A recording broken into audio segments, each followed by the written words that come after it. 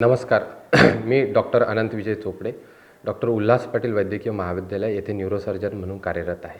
आज आपण ट्रायजेमिनल न्यूरॅल्जिया या आजाराबद्दल माहिती देणार आहोत. त्याचे कारण असे की मागील वर्षभरात याचे अनेक पेशंट्स आपल्याकडे आले व ते पूर्णपणे बरे होऊन गेले. हा आजार सांगायचं झालं तर हा आजार एक प्रकारे पेशंटला खूप अस्वस्थ करणारा व वेदनादायी असतो. या आजारात पेशंटच्या चेहऱ्यावर असंख्य अशा वेदना होत असतात. टाळूवर आणि चेहऱ्यावर एका साईडला किंवा दोन्ही साईडला या वेदना होऊ शकतात. या वेदना अतिशय तीव्र असतात व 1 मिनिटाला 2 मिनिटाला सुरुवातीला तासातासांमध्ये येत असतात. जसा जसा आजार वाढत जातो तशा तशा या वेदनांची तीव्रता आणि येण्याची त्यांची फ्रिक्वेन्सी फार लवकर होऊन जाते. ह्या वेदना इतक्या तीव्र असतात आणि ह्या वेदना इलेक्ट्रिक करंटसारखे पेशंटला सेन्सेशन होतात. पेशंटला वारा लागला, पेशंट पाणी पीत असला किंवा पेशंट दाढी करत असला किंवा पेशंटला जेवताना ह्या एकदम अचानक अशा वेदना येतात. थोड्या वेळाकरता राहतात, परत जातात, परत येतात, परत जातात व हे दिवस रात्र हे असं वेदना चालू राहतात आणि या वेदनामुळे पेशंट फार अस्वस्थ होऊन जातो. सुरुवातीला या आजाराला लोक दाताचा प्रॉब्लेम असेल किंवा दाढ किडली असेल म्हणून बरेच वेळा डेंटल सर्जनकडे घेऊन जातात व बरेचसे माझ्याकडे जे आलेले पेशंट आहेत त्याच्यापैकी जवळपास 50% पेशंट तर आपल्या स्वतःच्या 4-5 दाढ काढून आलेला आहे की त्याची दाढ दुखत असेल म्हणून तो डॉक्टरांकडे गेला व तिथं त्याची दाढ काढली गेली तरी त्याच्या वेदनाच थांबल्या नाही. खरं पाहिलं तर या आजाराचं एक टिपिकल लक्षणं असतात. ज्या प्रकारे पेशंट त्या वेदना सांगतो, ज्या प्रकारे त्या वेदना येतात जातात व ज्या प्रकारे त्या पेशंटला अस्वस्थ करतात याच्यावरूनच या आजाराचं निदान होते. त्याच्यानंतर आपण MRI करून या त्या नस कशा प्रकारे दबली आहे ती नस MRI करून आपण त्याबद्दल माहिती घेऊ शकतो.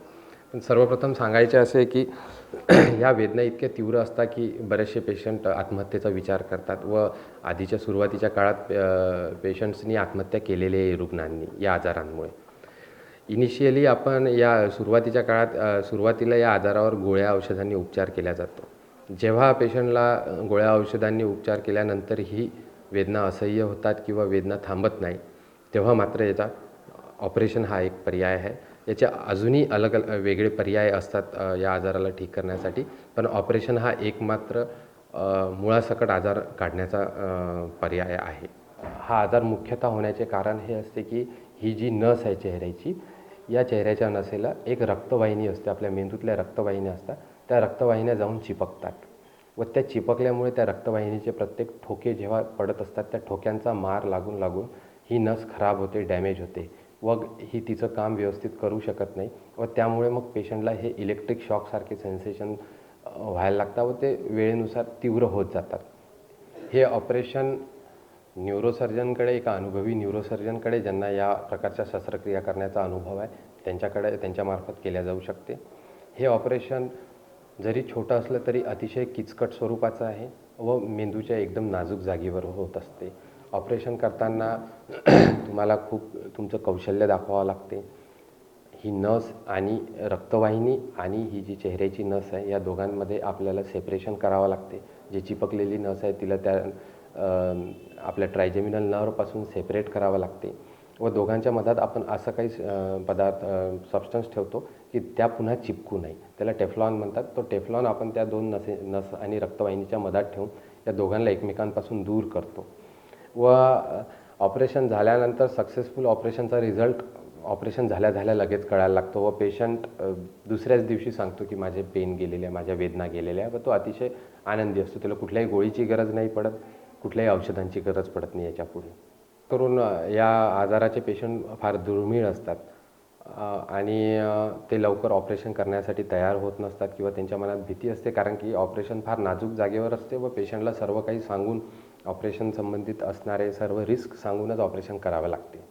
बरेचसे पेशंट या ऑपरेशनला नकार देतात.